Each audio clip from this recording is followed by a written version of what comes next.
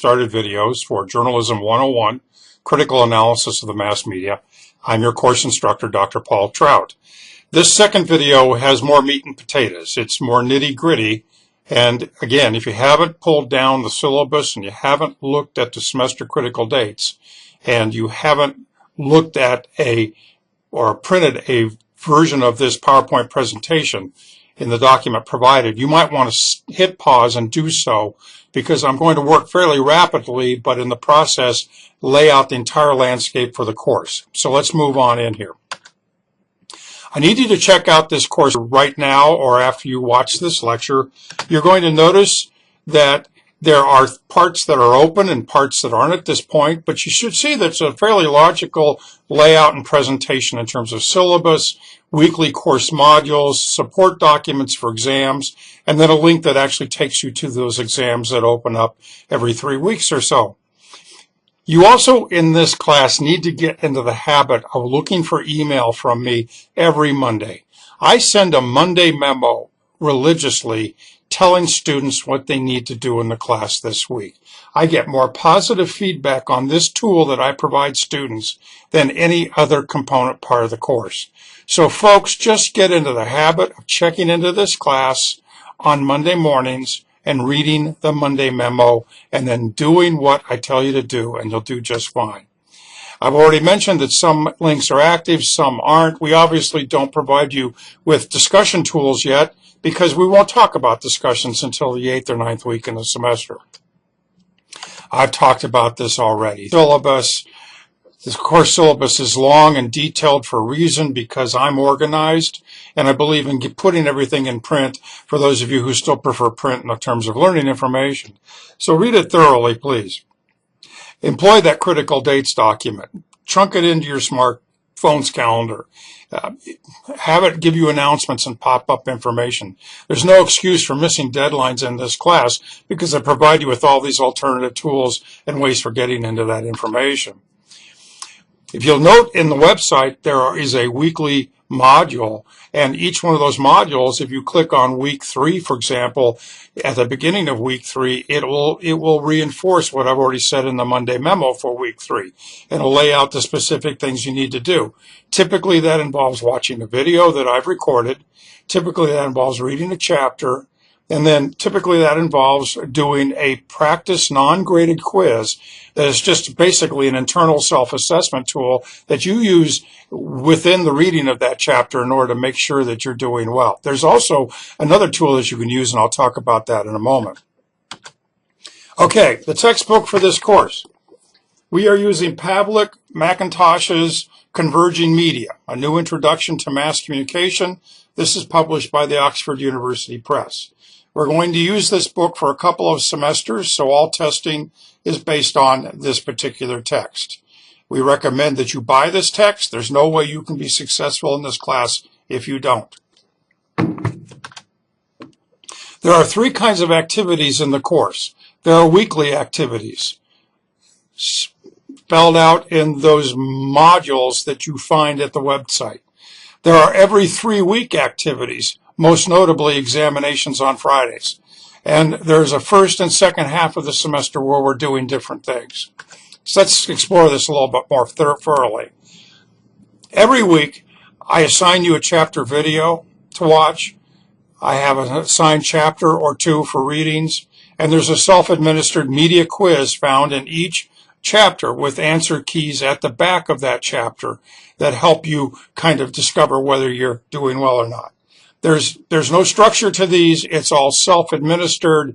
It's qualitative more than quantitative, and you do not need to provide me with any answers to these quizzes. This is just a self-paced assessment tool that you can incorporate. Every 3 weeks, there will be an exam. 1 40-question, 80 points, so each item's worth 2 points, online multiple-choice exam. Exams are generally on Fridays. They are this semester. There are 5 of them. Okay, how do you study for exams? How do you structure your entire learning in the semester? Go to the place in the website tools that says Course Test Support Documents. And in Test Support Documents, you will see something called the Exam Bank. Every possible question for every exam is included in the exam bank organized by chapter. There are no answers in the exam bank, just the questions that we will ask you. Now, not everybody will be asked every question, the same question on the exam bank. These exams are randomly generated questions. No one student takes the same exam.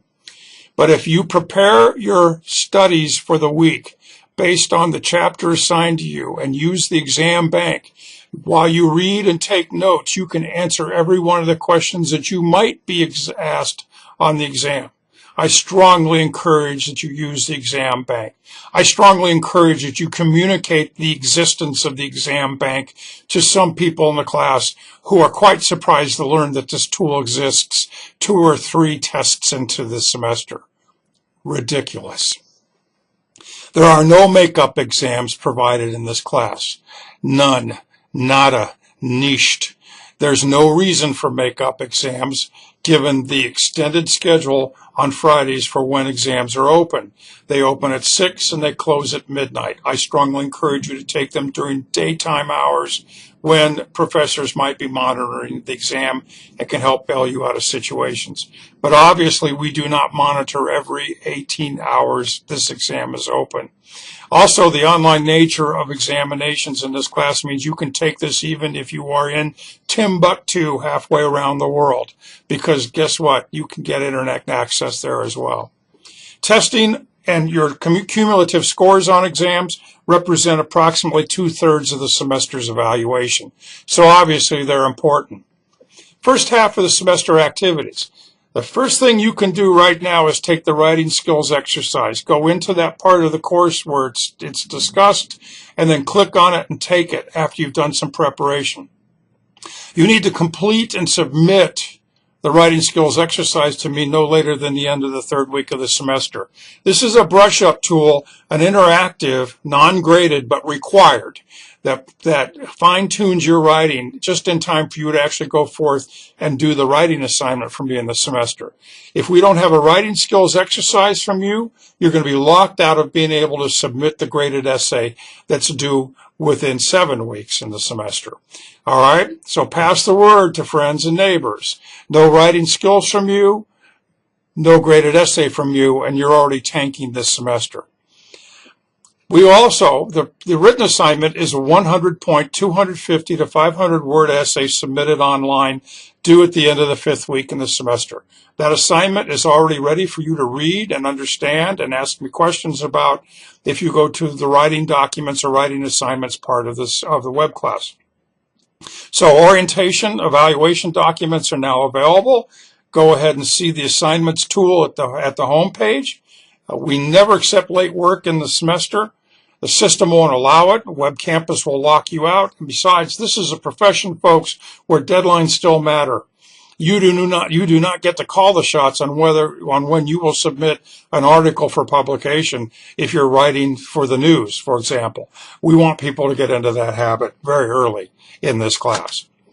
Other activities, second half of the semester, we do 2 online discussions. The first is non-graded, and it's basically a get-to-know-me in my group kind of discussion activity. It's also designed to teach you how to use the discussion tools. The second discussion is graded and will be on a topic of our choosing, and we will orient you to everything about the discussions in the second half of the semester. There are, again, no points for late submissions. Okay, final words. I will always send that Monday memo often out on Sunday afternoons and extra reminders throughout the week when we have things like exams or other deadlines looming. Pay attention and get into the habit of watching for those and reading those Monday memos. There's no extra credit in this class, meaning if you can't fulfill the obligations of the semester spelled out in the syllabus, why should I design special projects for you? All you're doing by not completing the obligations in the semester is telling me that you're not a student that's worthy of becoming a major in our program.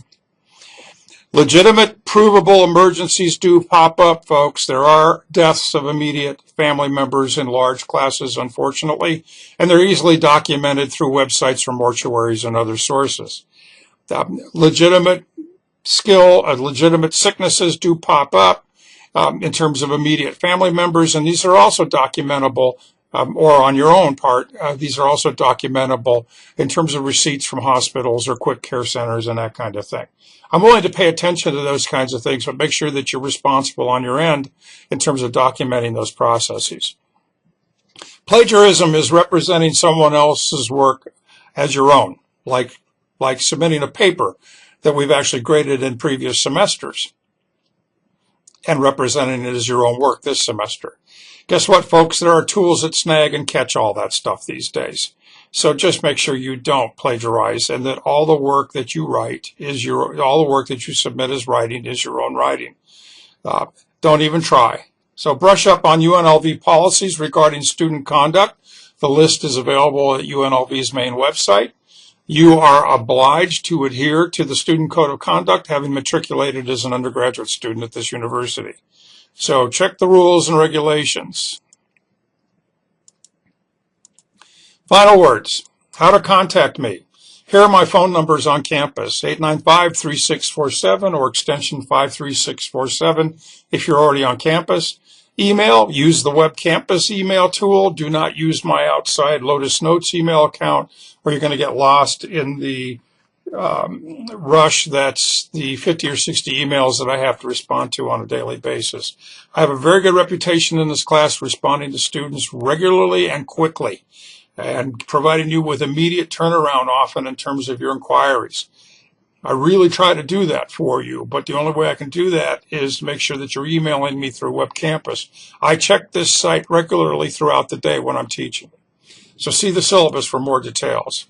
That's the end of part 2, but the larger issue here is I want to make sure that you have fun this semester, that you learn a whole bunch about the media industries, about their history, about significant players, about where things are trending, because for many of you, this is where you want to go professionally. And students every semester benefit from what we talk about in this class, from what you read this semester in terms of learning more about media industries that might provide many of you with gainful employment. Feel free to contact me whenever through the channels that I provided. Let's all have a great semester, and away we go.